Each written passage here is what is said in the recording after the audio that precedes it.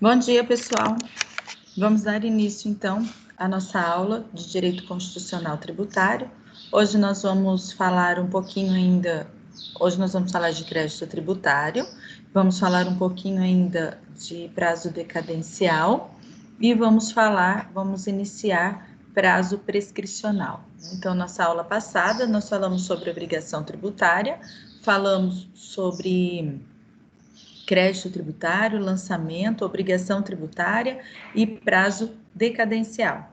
A partir de hoje, nós vamos falar, agora, nós vamos falar de prazo prescricional. Então, eu já dei um panorama para vocês da diferença do prazo decadencial para o prazo prescricional, estabelecendo que o prazo decadencial é o prazo que o fisco tem para efetuar o lançamento do tributo. É o prazo que o fisco tem para constituir o crédito tributário, para lançar o tributo. E o prazo prescricional é o prazo que o fisco tem para promover a execução fiscal. É o prazo que o fisco tem. Deixa eu estar entrando uma claridade aqui, né? Aí ficou melhor. É o prazo que o fisco tem para ir a juízo e cobrar a dívida, né? Ir para juízo e cobrar, ir a juízo e cobrar o que o contribuinte está devendo e não efetuou o pagamento. No final da última aula, eu disse para vocês que vocês poderiam anotar, né, caso tivesse alguma dúvida sobre o conteúdo que nós estudamos, que vocês poderiam anotar as dúvidas e já perguntar logo no início da aula. Alguém anotou alguma dúvida? Não? Então, tudo bem.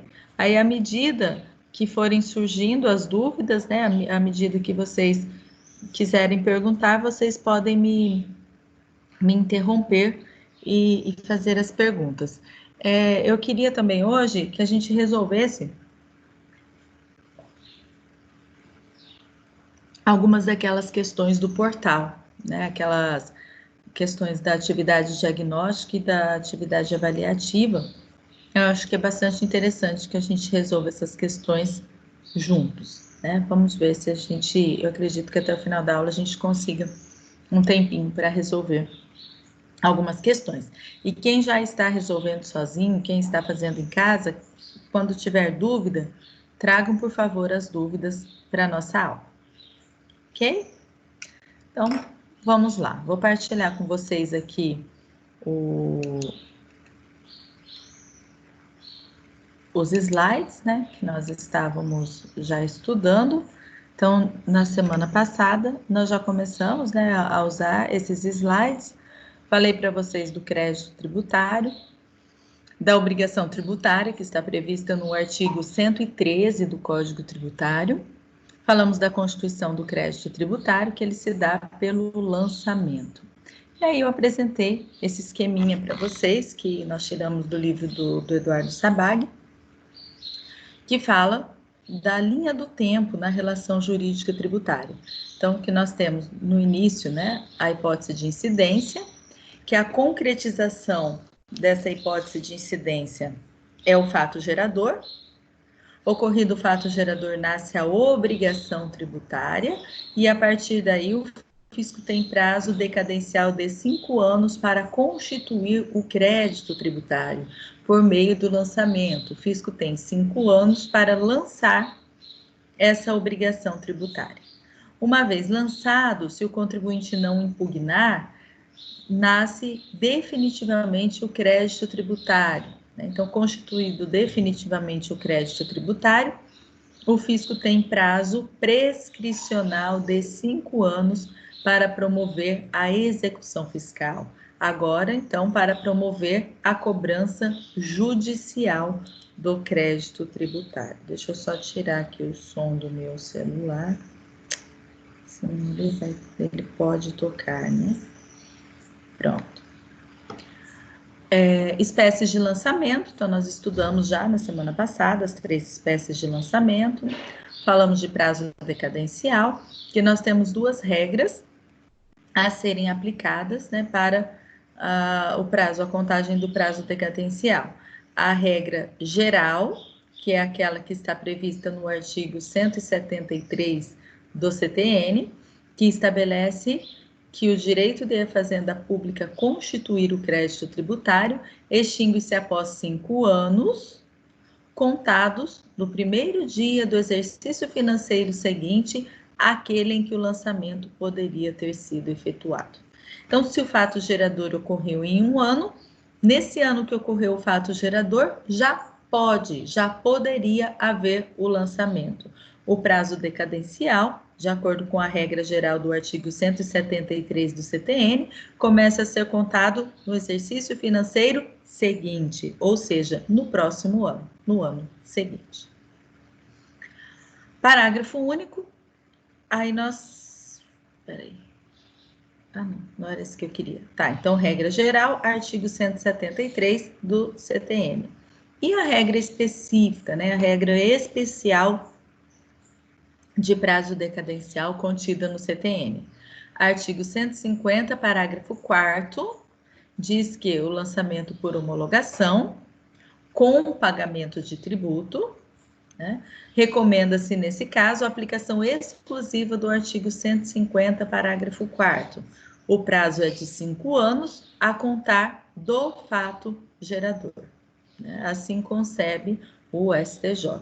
Então, lançamento por homologação, que ocorre quanto aos tributos cuja legislação atribua ao sujeito passivo o dever de antecipar o pagamento, sem prévio exame da autoridade administrativa, opera-se pelo ato em que a referida autoridade, tomando conhecimento, né, do pagamento realizado, da atividade, assim exercida pelo obrigado, expressamente a homologa. Então, aqui eu tenho homologação expressa do fisco. Se ele não fizer pelo prazo de 5 anos, ocorre a homologação tácita. E a essa homologação tácita, nós damos também o nome de decadência. Nós chamamos de decadência. Então, aqui, parágrafo 4º do artigo 150, se a lei não fixar prazo à homologação, será ele de 5 anos, a contar da ocorrência do fato gerador.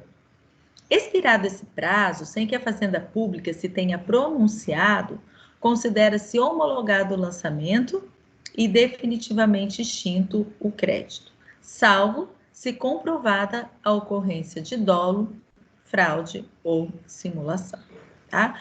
Gente, eu tô falando bem rápido, né? Porque na semana passada nós já estudamos isso aqui, né? Nós já estudamos decadência. Portanto, eu aconselho que aqueles que não assistiram a aula da semana passada, acessem ao link que está lá disponível para vocês na aula. Esse link ele vai estar na aula 4.2.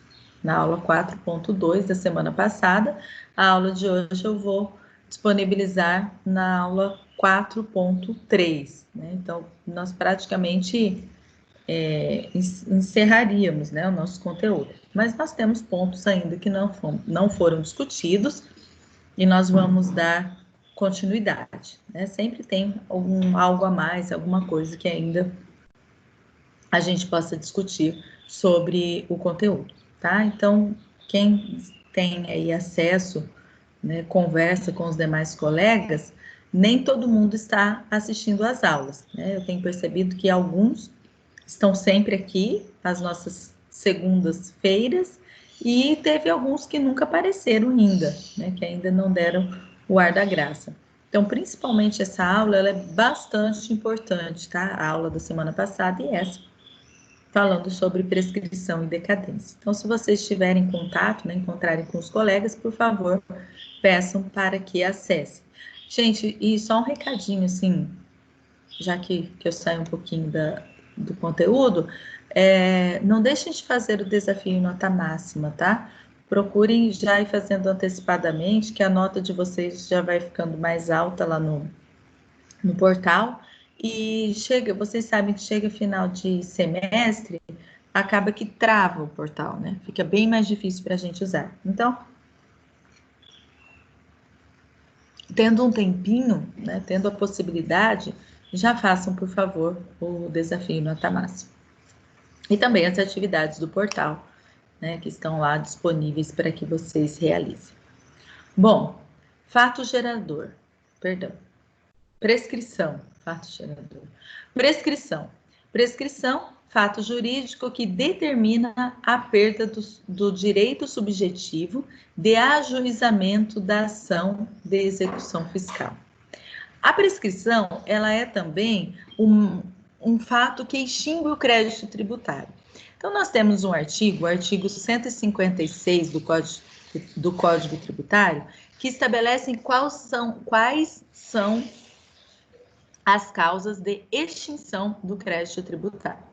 O artigo diz o seguinte: extinguem o crédito tributário, inciso 1º, o pagamento, inciso 2º, não é transação, inciso 3º é transação, inciso 4º, a remissão, né? Então, extingue o crédito tributário, o pagamento, a transação, a remissão, a compensação, a dação em pagamento, a prescrição e a decadência. Decadência e prescrição são causas de extinção do crédito tributário. Uma vez ocorrido, extinguem por completo o crédito tributário. Quais as regras que o CTN trazem para nós a respeito de prescrição? O artigo 174 do Código Tributário estabelece que o prazo prescricional deve ser contado a partir da constituição definitiva do crédito tributário. Essa constituição definitiva considera-se que ela se dá com o lançamento, né, na verdade, com a notificação do lançamento da decisão definitiva. Que decisão definitiva? Do processo administrativo, se houver. Então, funciona assim, ó. O fisco lança o tributo. O contribuinte, ao receber a notificação do lançamento, ele pode recorrer ou não. Se ele não recorrer, aquela decisão, aquele lançamento que ele recebeu, já é uma decisão definitiva. Agora, se ele faz um recurso e diz que não aceita, que o lançamento está errado, o fisco irá processar, né, essa impugnação, essa reclamação, e somente no final do processo administrativo, com uma notificação do lançamento definitivo, né, ou com a notificação da decisão definitiva, é que haverá a constituição definitiva do crédito tributário, certo? Então, ocorreu recurso administrativo, nós temos que esperar o final do recurso administrativo para considerar ocorrida a constituição definitiva do crédito tributário. Ocorrido essa constituição definitiva, começa a ser contado o prazo prescricional. Esse prazo prescricional, ele pode sofrer algumas interrupções. Então, nós temos causas que interrompem o crédito, né, de uma forma geral. Causas que interrompem a prescrição e causas que suspendem a prescrição. Aqui no direito tributário, o legislador elenca para nós somente causas de interrupção do crédito tributário. No Código Tributário, não existe a previsão de nenhuma causa suspensiva da prescrição. Nós temos uma situação prevista na Lei de Execução Fiscal, mas aqui no Código Tributário nós temos somente causas de interrupção da prescrição. Qual que é a diferença de causas de interrupção e causas de suspensão da prescrição? Quando o prazo prescricional ele é suspenso, ele para no momento em que ocorre a suspensão e quando ele volta, ele continua de onde ele parou. Por exemplo, eu tenho prazo prescricional de 5 anos. Aí passou 1 ano, passou 2, passou 3 anos. Ocorre uma causa de suspensão do prazo prescricional. Esse prazo para, e quando ele voltar, ele terá somente mais 2 anos. Por quê? Porque já passou 3, ocorreu uma suspensão, de agora para frente serão contados mais 2 anos e o prazo será encerrado. Já quando nós falamos em causas de interrupção do prazo prescricional, são causas que interrompem o prazo e quando ele se iniciar, ele começa do zero novamente. A interrupção, então, ela zera o prazo e quando ele tiver início, ele será iniciado agora do zero. Então, eu tinha 5 anos para promover a execução fiscal, ocorreu uma causa de interrupção do prazo prescricional. Quando esse prazo voltar a correr, ele começa do zero. O fisco terá novamente 5 anos para promover a execução fiscal. O prazo, em relação ao prazo decadencial ele não se interrompe nem suspende, tá? Então, quando nós falamos em interrupção ou suspensão de prazo, é só para o prazo prescricional. Lembre-se disso, tá? Decadência não se suspende, prazo decadencial não é suspenso e nem interrompido. Somente o prazo prescricional é que pode ser suspenso ou interrompido. O artigo 174 do CTN traz no parágrafo único 4 causas de interrupção do prazo prescricional. Artigo 174. A ação para cobrança do crédito tributário prescreve em 5 anos, contados da data da sua constituição definitiva. Isso nós já tínhamos estudado, né? Já tínhamos visto que o fisco, após constituir definitivamente o crédito tributário, ele tem 5 anos para quê? Para promover a cobrança judicial da dívida. Se o contribuinte não paga espontaneamente, o fisco tem 5 anos para ir a juízo e cobrar judicialmente essa dívida. Beleza. E o que diz o parágrafo único? A prescrição se interrompe. 2 pontos. E aí, existem 4 causas de interrupção do prazo prescricional. Por que tem 2 incisos primeiros? Porque eu coloquei a redação anterior, a redação antiga do artigo 174, do parágrafo único, e depois coloquei a nova redação. A redação antiga dizia o seguinte, que o prazo prescricional se interrompe pela citação pessoal feita ao devedor. Então, era necessário, dentro da execução fiscal, além da propositura da ação, que tivesse a citação. A citação pessoal do devedor.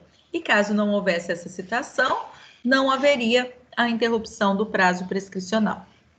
Acontece que o legislador notaram que muitas vezes o contribuinte ele se esquivava de ser citado, ele se escondia, ele fugia do seu domicílio para não receber a citação, exatamente para que ocorresse a prescrição e ele não tivesse que pagar o crédito tributário. Por essa razão, a Lei Complementar 118 de 2005, ela mudou a redação do inciso 1º do parágrafo único do artigo 174 e trouxe a seguinte redação. Pelo despacho do juiz que ordenar a citação em execução fiscal. Então, a prescrição se interrompe agora não mais pela citação pessoal do devedor, mas agora pelo despacho do juiz que ordenar a citação da execução fiscal. Observe que é uma grande diferença. Eu não preciso mais efetivamente entregar a citação para o executado. Basta o quê? Basta o despacho do juiz que ordenar a citação. Então, isso muda, sim, de forma radical, o cenário da execução fiscal. Porém, tem uma observação aqui, para ações que foram protocoladas antes de 2005, ah, professora, mas as ações que foram protocoladas antes de 2005 já se extinguiram. Nem todas. Olha lá se não for a maioria delas que estejam ainda em andamento. Eu não sei, não vou arriscar porque eu não tenho um dado estatístico que me oriente para dizer das ações de execução fiscal propostas antes de 2005, né? Quantas continuam em andamento. Mas eu posso afirmar para vocês que, com certeza, uma boa quantidade das ações propostas antes de 2005 ainda não foram finalizadas. Né? Ainda continuam em fase de discussão, em fase de embargos, ainda não foram solucionadas.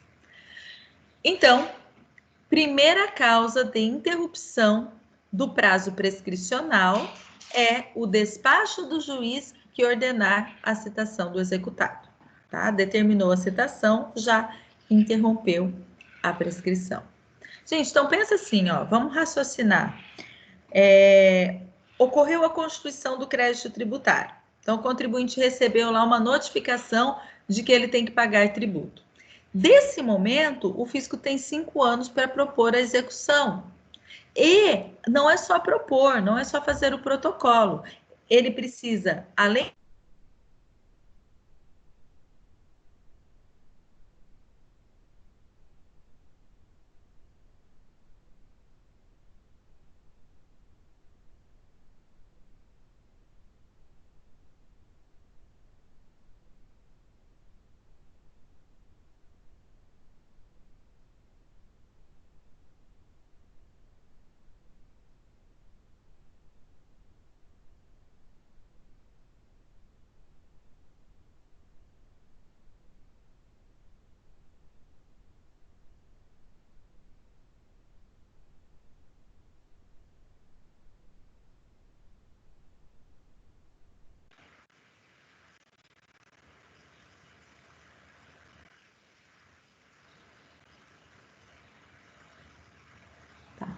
voltou.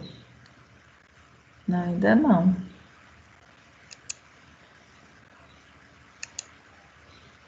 Vocês estão me ouvindo, gente? Posso continuar? Aí, acho que agora tá normal. Bom, então, além da propositura da execução, é necessário ter o despacho do juiz que determine a citação, certo? Então, primeira causa de interrupção do crédito tributário, o despacho do juiz que determine a citação. Peraí, aqui. Ah, tá. Tem passarinho entrando aqui dentro da minha casa. Ah, é aqui, compartilhar. Vou voltar lá nos slides onde a gente estava. Então, nós estávamos exatamente aqui. Também se interrompe a prescrição, o prazo prescricional, inciso 2º, pelo protesto judicial. O que é protesto judicial? Olha, é uma ação judicial que serve para constituir em mora o devedor. Então, não existe o protesto extrajudicial, que é aquele que você vai lá no cartório e fala que fulano te deve, né, e leva um título que demonstra a existência dessa dívida, e o oficial de cartório vai promover, então, o protesto dessa pessoa, né, vai cadastrar lá o nome dela, dizendo que ela deve. Tá? Isso é protesto extrajudicial.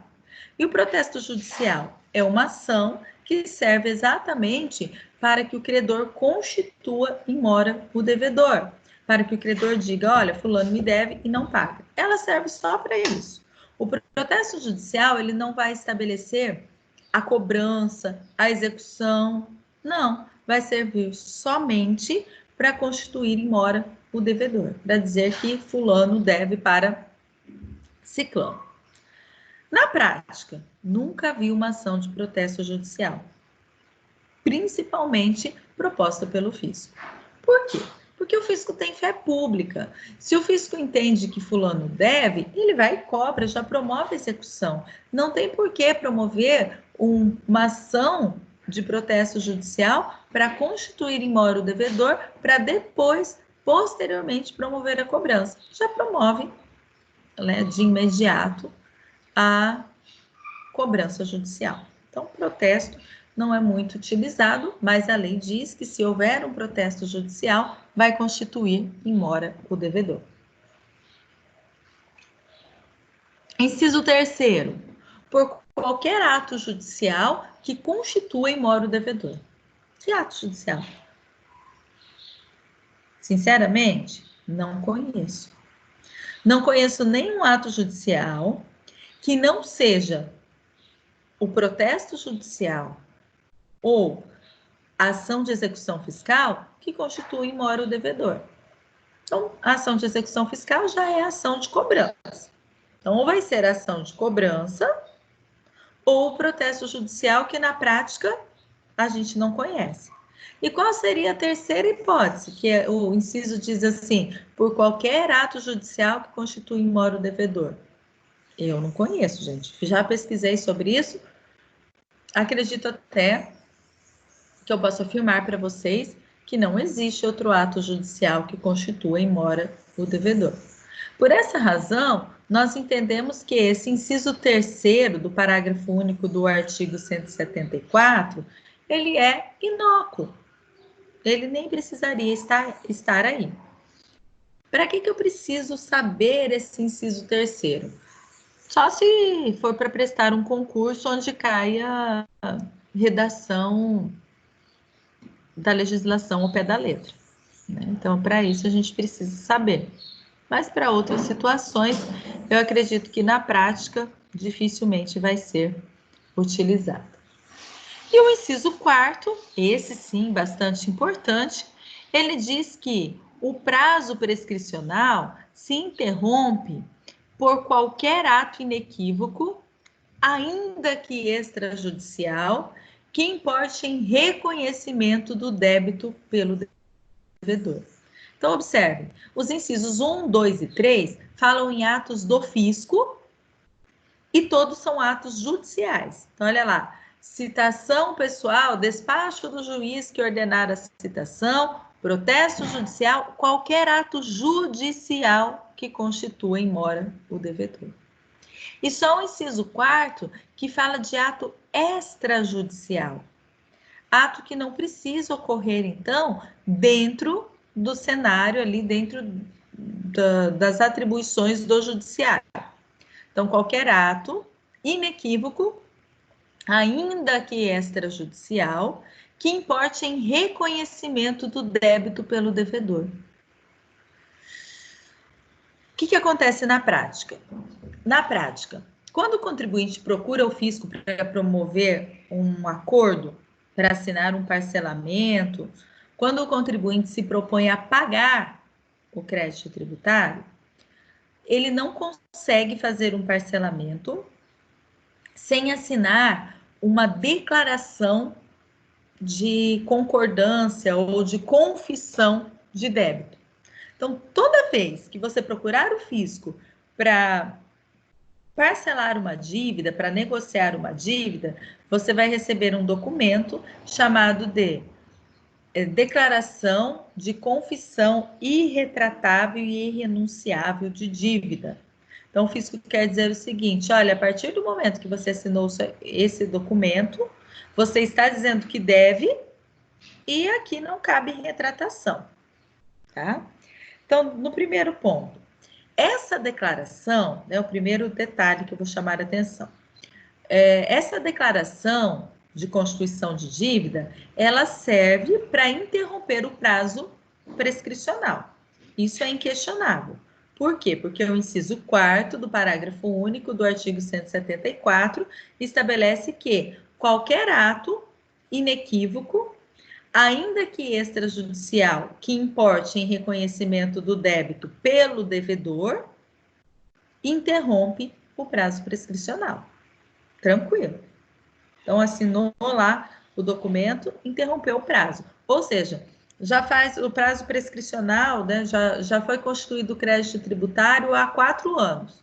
Faz 4 anos que você deve para o fisco e não paga. O fisco ainda não promoveu a execução fiscal. Aí você vai e parcela a dívida. Quando você parcela, você renova o prazo que o fisco tem para te cobrar. E concede para ele novamente um prazo de 5 anos. Tá? Então, ele volta a ter esse prazo de 5 anos, porque ocorreu a interrupção do prazo prescricional.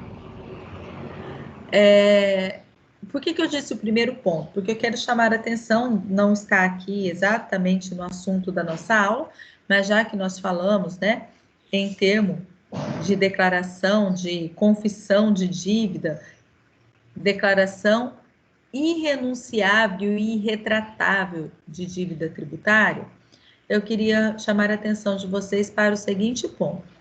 Quando você assina esse termo, né, de reconhecimento de dívida, de reconhecimento, declaração, né, de dívida tributária, para o fisco, considera-se que esse termo ele é irrenunciável e irretratável. Não dá para mudar o que o contribuinte declarou ali. Se ele declarou que ele é devedor, ele é devedor. Não dá para mudar isso. Tá. Isso é relativamente verdadeiro, porque realmente, se você assinou esse documento, na esfera administrativa, dificilmente você consegue uma revisão do crédito tributário, para não dizer que você não consiga. Agora, judicialmente, tudo pode ser discutido. Gente, imagine o seguinte, se eu já paguei a dívida, entreguei o dinheiro para o fisco, e depois eu entendo que eu paguei a mais, que eu paguei errado, eu posso pedir a revisão. Não posso? Artigo 165 do CTN fala que quem pagou sem dever ou pagou mais do que devia tem direito a pedir a restituição do crédito tributário. Então, se eu já paguei o tributo e tenho direito de pedir a restituição, por que eu não tenho direito de pedir a restituição quando eu assinei um termo dizendo que eu devo? Gente, eu estou dando aula aqui dentro de casa, cada hora entra um passarinho aqui, eu tenho que ficar tocando. Então, se eu posso, né, pedir a revisão do pagamento, inclusive quando eu já efetuei o pagamento, da mesma forma, se eu ainda não paguei, mas assinei um termo dizendo que eu devo, eu também posso pedir a restituição. Isso é tranquilo, tá? Não cabe discussão. Esse quadro eu tirei lá do livro do Sabag. Ele pega o imposto de renda e faz uma tabela relacionada ao imposto de renda, de acordo com a visão do STJ sobre prescrição e decadência, para diferenciar quando seria prazo decadencial e quando seria prazo prescricional. Como eu achei bem interessante essa tabela, eu trouxe ela para vocês. Então, o que ele fala? Olha, presta atenção, sobre imposto de renda, visão do STJ, que essa é a visão do STJ, é o que é aplicado na prática dentro do direito tributário. Então, vamos supor, agora deveria ter encerrado, né, no último dia 30 agora de abril, o prazo para a declaração do imposto de renda.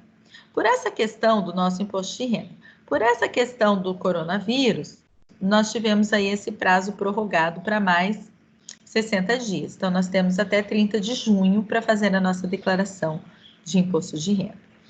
Eu devo declarar para o fisco R$100, né? 100, que eu tive um ganho de 100. Eu tenho que declarar 100, declaro o 100 e pago o 100.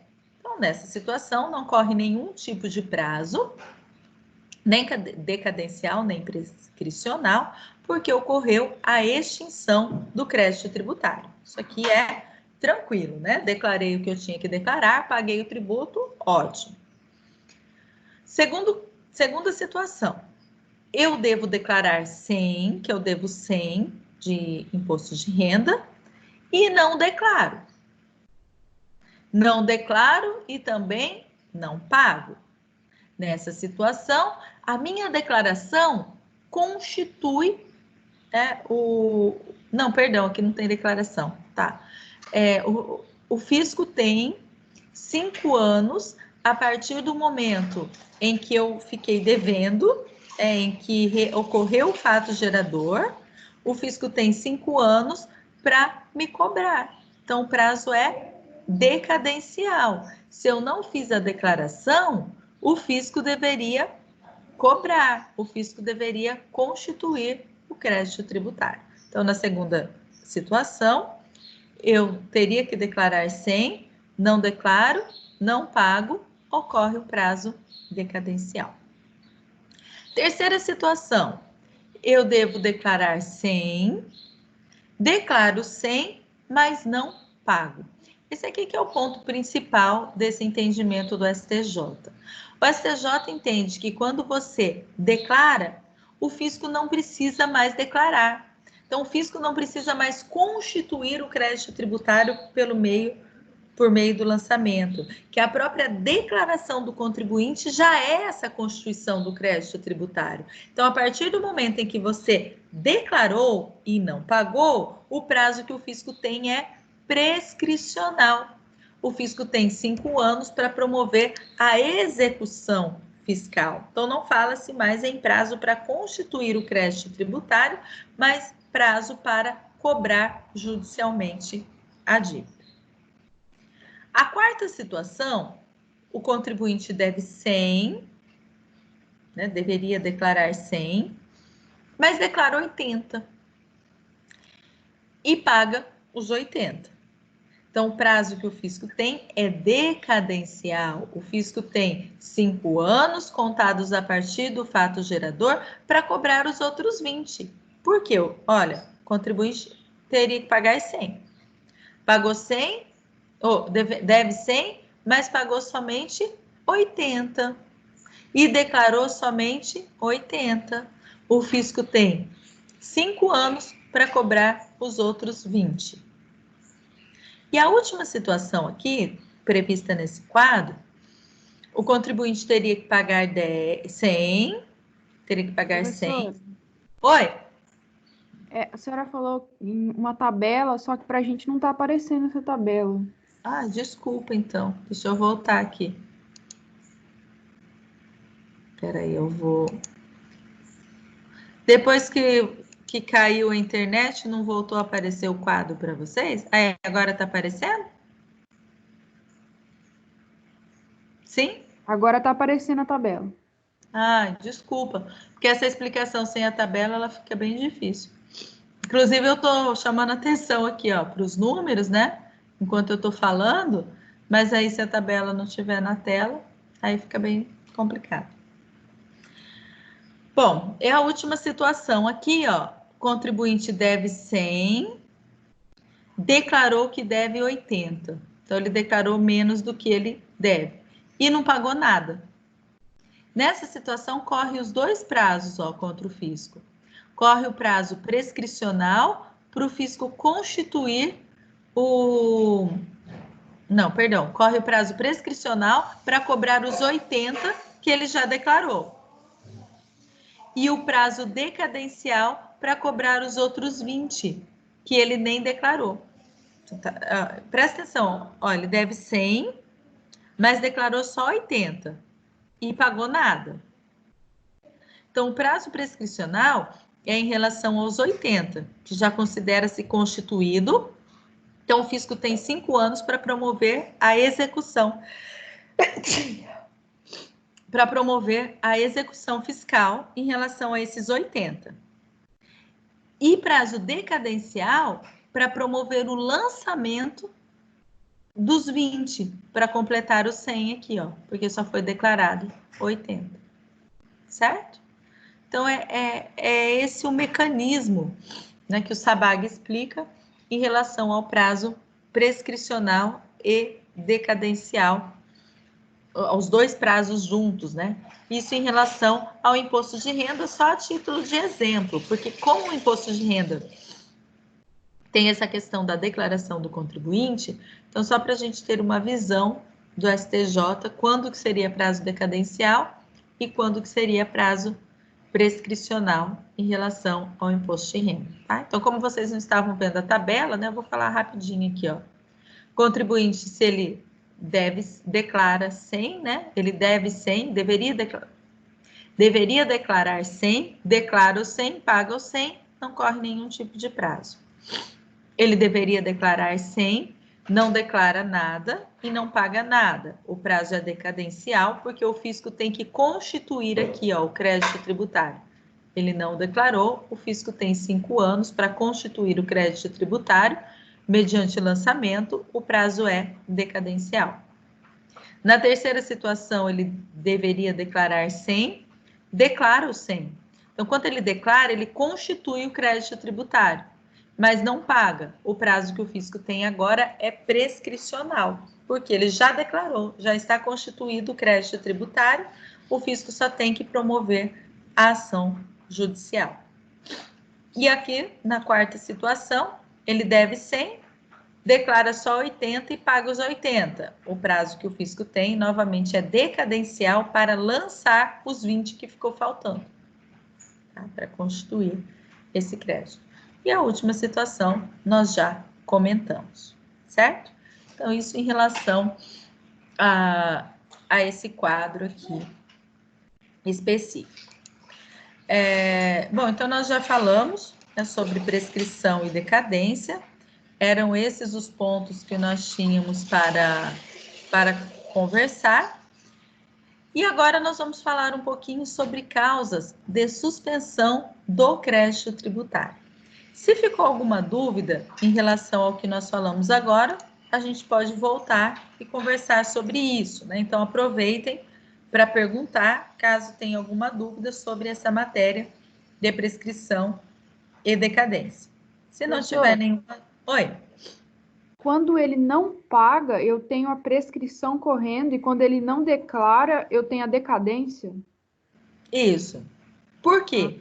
Porque a declaração, quando é lançamento por homologação, a declaração, no caso do imposto de renda, tá? A declaração do contribuinte, ela equivale ao lançamento. Então, o fisco, ele não vai ter que lançar de novo. Ele não vai ter que notificar e falar, olha, você está devendo imposto. Não, você já declarou que você está devendo. Ah, eu declarei que eu estou devendo 80, mas não paguei. Então, o fisco vai fazer o quê? Cobrar direto. Aí vai cobrar mediante execução fiscal. Considera-se que o lançamento já foi feito. O lançamento seria, então, a declaração do contribuinte. Agora, quando o contribuinte não faz a declaração, o fisco tem que lançar. Aí ele vai constituir o crédito tributário. Certo? Então, ok. Eu comentei com vocês que a gente poderia ver umas questões sobre essa unidade, né, que fala sobre prescrição e decadência, para a gente comentar o que o livro, né, como que o livro cobra isso de vocês. Eu vou abrir aqui, já eu partilho com vocês.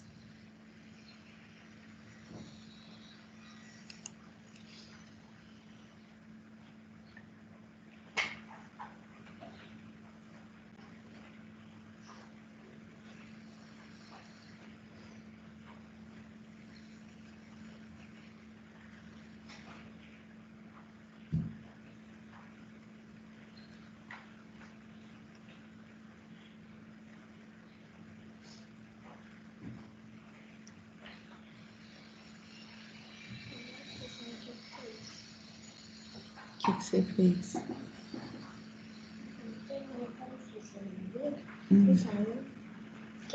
Dos carros estranhos. Daí fala pra ou criar um carro muito mais estranho do que esse, ou fazer um desenho. Eu achei melhor fazer um desenho do que criar um carro, né? Que é um carro muito... Deixa eu ver o desenho que você fez. Até uma pessoa aqui sentadinha. E você? É. Parabéns, tá muito bonito.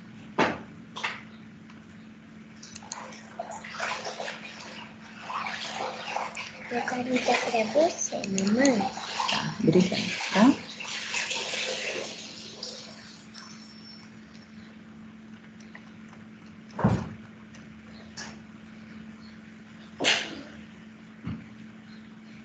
R$159.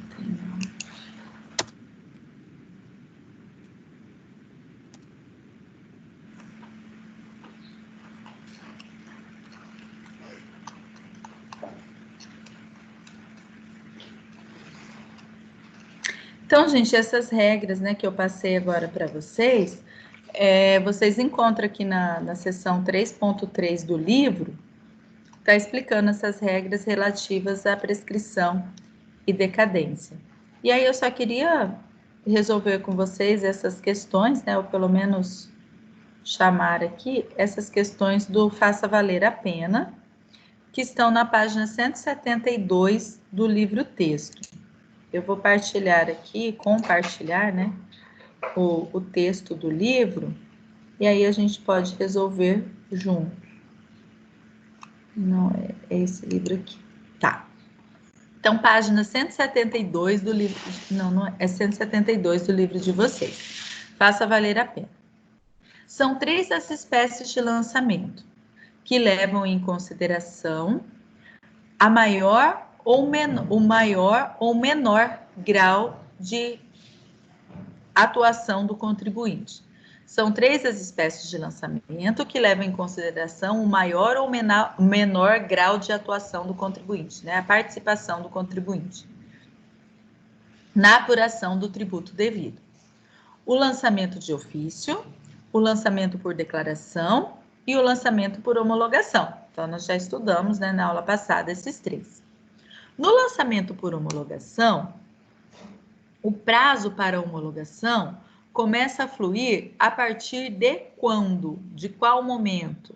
Né? Então, a partir da entrega das declarações ao fisco, a partir da ocorrência do fato gerador, a partir do pagamento antecipado do tributo, a partir do cumprimento das obrigações acessórias, ou a partir da constituição do crédito tributário. Então, olha lá, nós estamos falando, olha a pergunta. No lançamento por homologação, o prazo para homologação começa a fluir a partir de qual momento?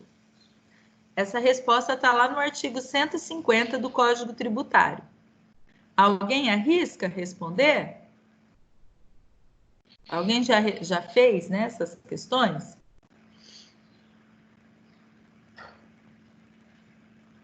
Não? Bom, a resposta correta é a letra B, de bola. No lançamento por homologação, o prazo para homologação começa a fluir a partir de qual momento? A partir da ocorrência do fato gerador. Agora, desde que tenha ocorrido o pagamento, né? Então, desde que ocorrido o pagamento, o fisco tem 5 anos para promover a homologação do lançamento. E esse prazo começa a contar a partir do fato gerador.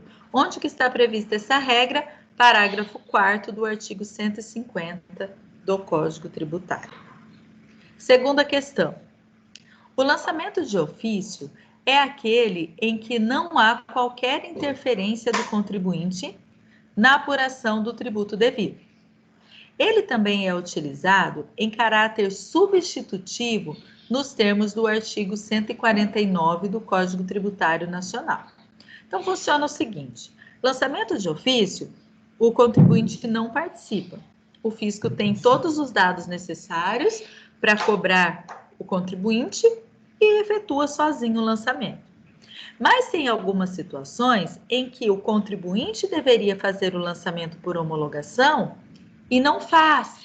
Se ele deveria fazer o lançamento por homologação e não faz, então esse lançamento agora será de ofício, certo? Então, por isso aqui fala, ele também é utilizado em caráter substitutivo.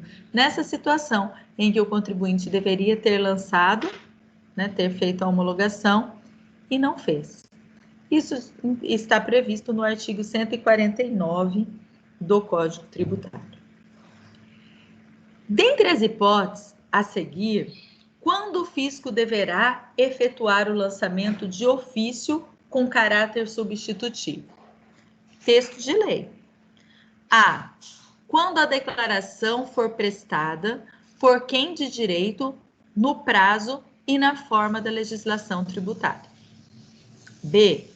Quando não se comprovar que o sujeito passivo ou terceiro, em benefício daquele, agiu com dolo, fraude ou simulação. Quando não se comprovar. C. Quando não se comprovar omissão ou inexatidão por parte da pessoa legalmente obrigada no exercício da atividade a que se refira o artigo 150. D. Quando a declaração não for prestada por quem de direito no prazo e na forma da legislação tributária. E. Quando houver reclamações e recursos nos termos das leis reguladoras do processo tributário administrativo. Alguém arrisca a resposta correta?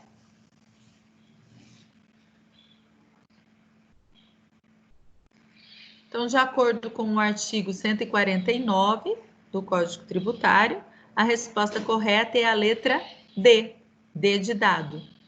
Quando a declaração não for prestada por quem de direito, no prazo e na forma da legislação tributária. Então, você não declarou o seu imposto de renda, o fisco vai fazer o quê? O lançamento de ofício do seu imposto de renda. Tá? É aquele imposto que você deveria declarar, pagar, para o fisco somente homologar o pagamento. É aquela situação que eu falei ali no quadro agora há pouco. Você deve declarar, declara e o fisco homologa. Agora, se você não declarar, ele vai fazer o quê? Lançar de ofício. É o que está aqui previsto na letra D. A terceira questão. A prescrição tributária é uma causa de extinção do crédito tributário. E estabelece que o fisco tem o prazo de 5 anos, contados da ocorrência do fato gerador do tributo, para ingressar com ação de execução fiscal, para cobrar o tributo inadimplido. Prescrição tributária é uma causa de extinção do crédito tributário e estabelece que o fisco tem prazo de 5 anos, contados da ocorrência do fato gerador do tributo, para ingressar com a ação de execução fiscal para a cobrança do tributo inadimplido. Olha, para mim, esse enunciado dessa questão está errado, porque o prazo que o fisco tem para cobrar, né, para entrar com a ação de execução fiscal, ele é de 5 anos, mas não da ocorrência do fato gerador, tá? Esse prazo é de 5 anos, mas da constituição definitiva do crédito tributário. Isso é letra de lei, está no artigo 174 do CTN, então a redação da questão está errada. Mas vamos a ela, né? Vamos ver qual a resposta correta aqui. Com relação aos tributos sujeitos ao lançamento por homologação, podemos dizer que, uma vez efetuada a declaração para o fisco e não pago o tributo pelo contribuinte, o fisco tem prazo de 5 anos para ingressar com ação de execução fiscal, contados a partir da declaração emitida pelo contribuinte. B. Deve efetuar o lançamento de ofício substitutivo nos termos do artigo 149 do CTN. C. Deve exigir que o contribuinte refaça a declaração a fim de que seja computado multa de mora. D. Tem prazo de 5 anos para ingressar com ação de execução fiscal, contados a partir da notificação do contribuinte. E E. Somente pode ingressar com ação de execução fiscal após o protesto da dívida tributária. Bom, gente, essa questão ela é bem interessante, embora eu disse para vocês que tem um erro aqui no enunciado, mas ela é interessante porque ela trata de jurisprudência. Esse entendimento dessas alternativas aqui da questão número 3, a resposta não está na letra da lei, mas está em jurisprudência. Então, preste atenção porque é bem interessante. Alguém tem a resposta para me dizer? Alguém fez a questão? Pessoal, é bastante interessante que antes das nossas aulas, vocês leiam o texto, do livro texto, vejam a web aula que está aí disponível para vocês e façam as questões, tá? As questões diagnósticas e as questões avaliativas. Essa questão, por exemplo, eu tirei do livro. Se você entrar no AVA, ela está lá na questão avaliativa, na questão que vocês devem apresentar para avaliação de vocês. Então, assim, enriquece bastante as nossas aulas se vocês já lerem anteriormente, e vierem já preparados. Então, respondam, as questões, que aí, conforme as dúvidas vão surgindo, nós vamos discutindo em aula, tá? Então, a resposta correta dessa questão número 3 é a alternativa A, né? Com relação aos tributos sujeitos ao lançamento por homologação, podemos dizer que, uma vez efetuada a declaração para o fisco e não paga o tributo pelo contribuinte, o fisco tem prazo de 5 anos para ingressar com ação de execução fiscal, contados a partir da declaração emitida pelo contribuinte. Aquela tabela lá que eu estava falando para vocês, ela fala exatamente isso. Se a pessoa declara o imposto e não paga, considera-se que o lançamento ocorreu com a declaração do contribuinte.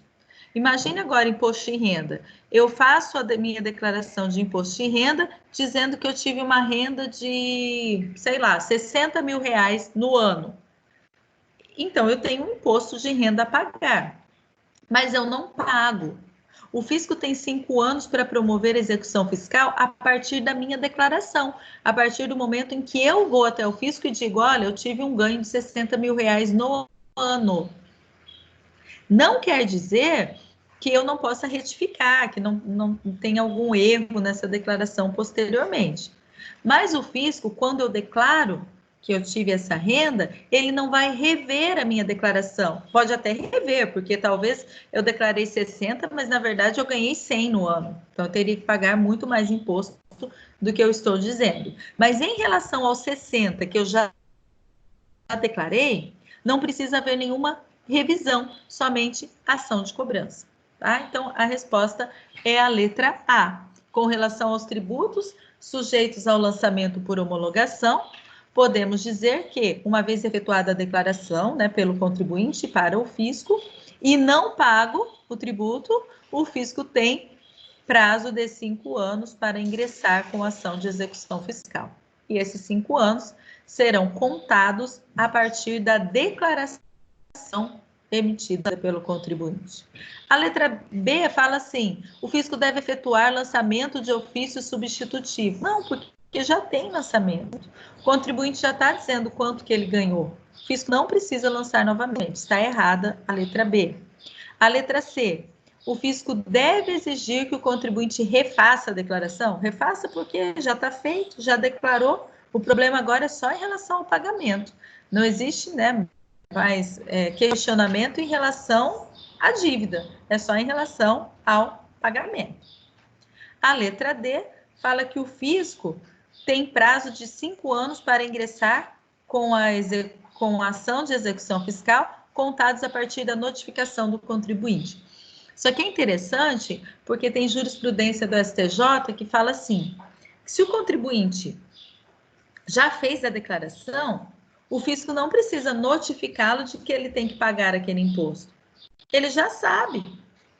Então, é independentemente de intimação, de nova notificação. Isso é interessante porque, na maioria das vezes, havendo lançamento por parte do fisco, eu preciso de uma notificação do contribuinte para começar a correr o prazo prescricional. E se não ocorre a notificação, tem entendimento de que ocorre a decadência aí, porque não teve a notificação. Mas para os casos em que foi o contribuinte que declarou, e considera-se, entre aspas, né, que ele confessou então que ele deve, porque ele fez a declaração, o fisco não precisa notificar mais, porque o próprio contribuinte já está dizendo que ele deve. Tá? Então, isso é bem interessante. A semana passada eu atendi um cliente exatamente com essa dúvida. Ele me ligou dizendo assim, olha, eu fiz uma confissão de reconhecimento de dívida de fundo rural. E agora recebi um lançamento, uma cobrança de que eu tenho que pagar. Não, minto, ele disse assim, olha, descobri que o nome da minha empresa está na dívida ativa da União por não pagamento de contribuição para o Sistema S, para o terceiro setor. Mas eu não recebi uma notificação desse lançamento e já está na dívida ativa. Aí eu pedi, falei, me manda os documentos que você tem que eu vou dar uma olhada. Ele me mandou no e-mail os documentos, eu analisei e disse assim, claro que não tem notificação. Não tem notificação porque você reconheceu, você assinou um termo de reconhecimento de dívida, quando fez um parcelamento, dizendo que devia tanto o fundo rural quanto a contribuição para o Sistema S, no caso, para o Senar. Então, o fisco realmente não tem a obrigatoriedade, de acordo com a jurisprudência do STJ, de notificar novamente. E a terceira questão, a terceira questão não, e a quinta resposta da terceira questão dizia assim, o fisco somente pode ingressar com ação de execução fiscal após o protesto da dívida tributária. Gente, não tem nenhuma lei, nenhuma orientação jurisprudencial que diga que o protesto é requisito para execução. O protesto é um elemento a mais. A lei autoriza o fisco a promover o protesto, porque talvez, em algumas situações, o fato de existir o protesto já leva o contribuinte, né, a efetuar o pagamento. Aí nem precisa da execução. Então, o protesto é um instrumento de cobrança do fisco, mas ele não é obrigatório. Até tem sido obrigatório por conta da exigência dos tribunais, que tem falado o seguinte, que é crime de responsabilidade fiscal não efetuar o protesto, porque é um mecanismo de cobrança que o fisco não está utilizando, mas não é requisito para execução fiscal. Qual que é o requisito para execução fiscal? É inscrever na dívida ativa. Então, obrigatoriamente, só pode ser proposta a execução fiscal. O contribuinte já fez a declaração, o fisco não vai lançar de novo. Ele só vai promover a cobrança judicial. Ele precisa protestar? Não. O que ele precisa fazer? Inscrever o crédito na dívida ativa. Por quê? É a partir da inscrição, dessa inscrição na dívida ativa, é que será expedida a CDA, que é a certidão da dívida ativa, que é o título executivo para instruir a execução fiscal. Sem CDA, não tem execução fiscal, mas protesto não é obrigatório. Essa questão, embora eu entenda aqui que tenha um erro na redação, porque contraria o artigo 174 do CTN, esse erro aqui não interfere na resposta, porque é só uma explanação sobre o que é prescrição, e ela é bastante interessante porque ela traz alguns entendimentos jurisprudenciais, tá? Então, usem esse material que está disponível para vocês aí no livro, porque ele é bastante importante. Bom, essa aula, na verdade, né, se você for acompanhar lá pelo livro, ela é a aula 3.3, né, que fala de decadência. E a aula 4.1, né, que nós já estamos até um pouco atrasados aí na nossa aula, de acordo com o cronograma que a gente deveria seguir, mas, por outro lado, vai até sobrar tempo, né? Considerando que nós estamos na primeira aula de maio, nós temos mais 4 aulas no mês de maio. Deixa eu só olhar no calendário aqui.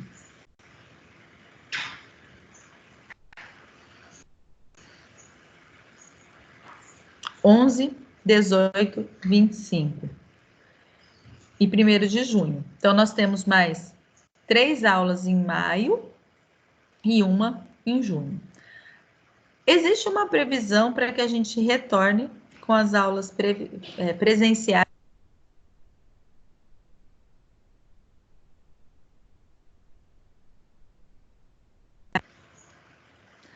Eu não sei se essa previsão, se ela vai se realizar ou não, né? Tínhamos uma previsão de retorno para hoje, né? E que acabou sendo prorrogada para o dia 18. Então, a gente voltando dia 18 ou não, haverá tempo suficiente para a gente trabalhar as 3 unidades, as 3 sessões da unidade 4 que ainda estão faltando. O próximo tema, né, da nossa próxima aula, nós estamos falando de crédito tributário e o próximo tema são causas de suspensão do crédito tributário. O que é suspensão do crédito tributário, né? A suspensão do crédito tributário se dá quando a pessoa deve, mas o fisco fica momentaneamente impedido de cobrar. O artigo 151 do Código Tributário estabelece algumas situações em que o fisco fica impedido, fica impossibilitado de efetuar a cobrança do crédito tributário. São situações em que a pessoa deve, mas está discutindo, né? Não existe uma certeza. Então, são 6 causas de suspensão do crédito tributário, situações que fazem com que, apesar da pessoa estar devendo, o fisco fique impossibilitado de efetuar a cobrança, pelo menos momentaneamente. A suspensão do crédito tributário suspende também o prazo prescricional. Então, enquanto o fisco está impossibilitado de efetuar a cobrança do tributo, não é justo que corra contra ele, né, o prazo prescricional. Então, quais são essas causas, né? Primeiro ponto que é importante a gente comentar é que essas causas, elas são taxativas, né? Não são causas exemplificativas. Quer dizer, são só aquelas 4, né, que estão previstas no CTN, que podem promover a suspensão do crédito tributário.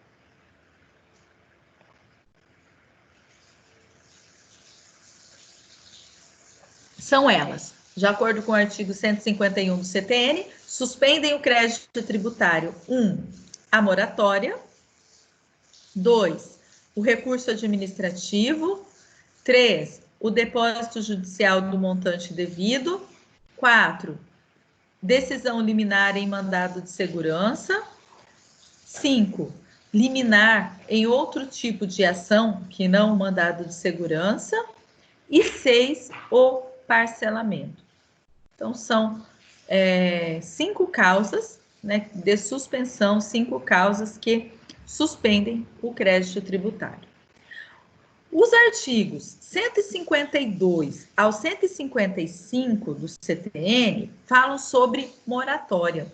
Então, o que é moratória? Moratória é uma dilação, né? É um prazo. A moratória é a concessão de um prazo para que o contribuinte efetue o pagamento do tributo. É dilatar o prazo. A moratória, na maioria das vezes, ela ocorre por uma questão econômica, por uma questão de dificuldade financeira que o contribuinte venha passando, como, por exemplo, agora, em razão do coronavírus, nós temos várias empresas que estão passando por dificuldades financeiras. Poderia ser concedida uma moratória para que essas empresas efetuasse o pagamento do tributo em um momento posterior? Poderia. A moratória, ela não é automática, ela não é, eu entendo que eu tenho direito, estou precisando de uma moratória, vou lá e requeiro a moratória. Não, eu posso até requerer, mas para que o fisco me conceda a moratória, para que exista, né, um fundamento jurídico da concessão dessa moratória, é necessário que exista uma lei fundamentando. Então, uma lei autorizando e fundamentando. Então, o Estado, o fisco, faz uma lei dizendo que, em razão, por exemplo, né, da crise econômica causada pelas situações de coronavírus, será concedido moratória fiscal para os comerciantes do estado do Rio de Janeiro, para os comerciantes de todo o território nacional, para os comerciantes do ramo de restaurantes que tiveram seus estabelecimentos comerciais fechados por um longo período e que foi impedida a entrada de pessoas. Um exemplo, né? Um exemplo. Então, moratória é dilação do prazo para pagamento. Não é dispensa. Não é dizer que a pessoa não vai mais precisar efetuar o pagamento do tributo. Não é isso. É dizer, vai ter que pagar sim, mas em um momento posterior, mas daqui a um período.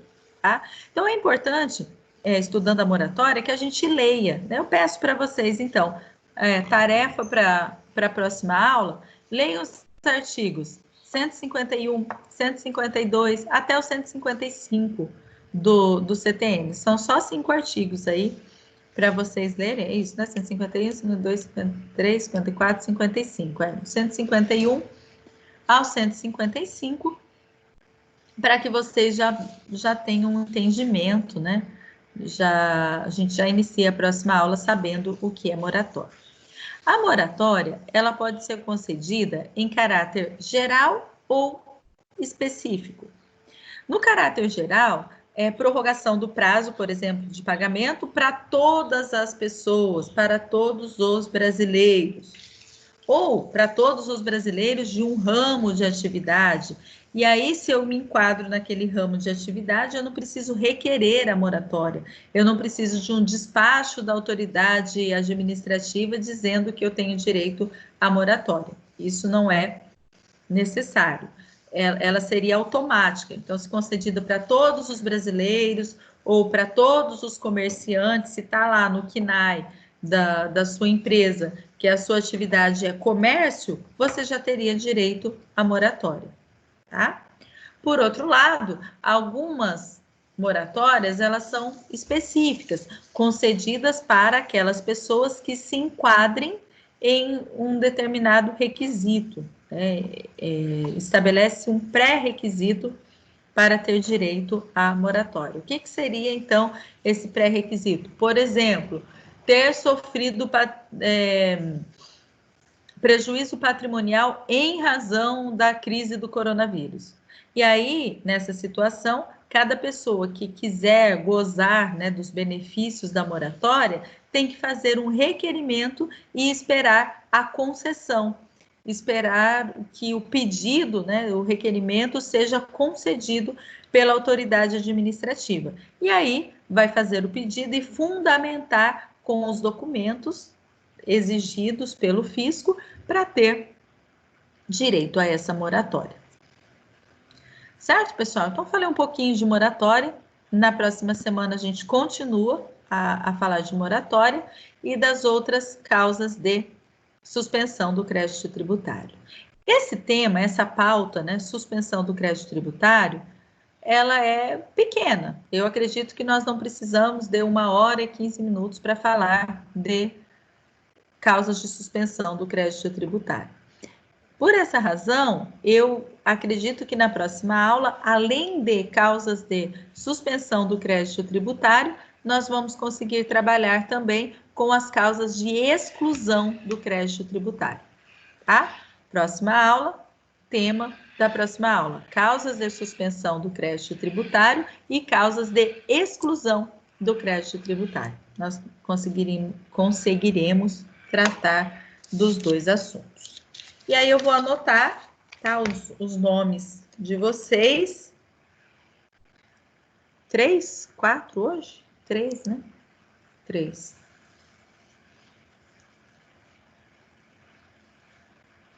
De maio.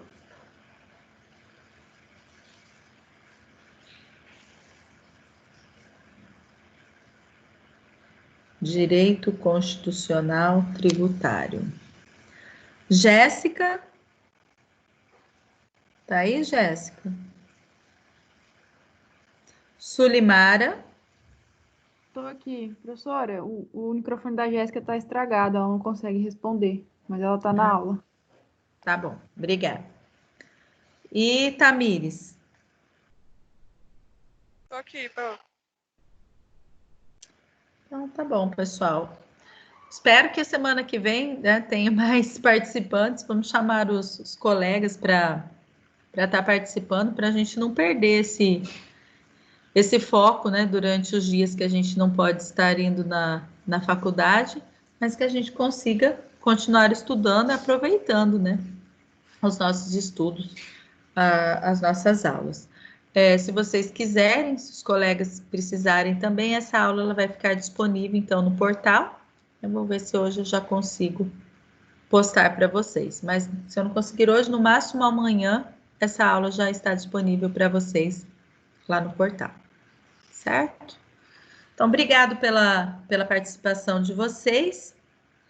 Se tiverem alguma dúvida, né, podem anotar para a próxima aula ou me mandar pelo WhatsApp. A gente conversa também pelo WhatsApp.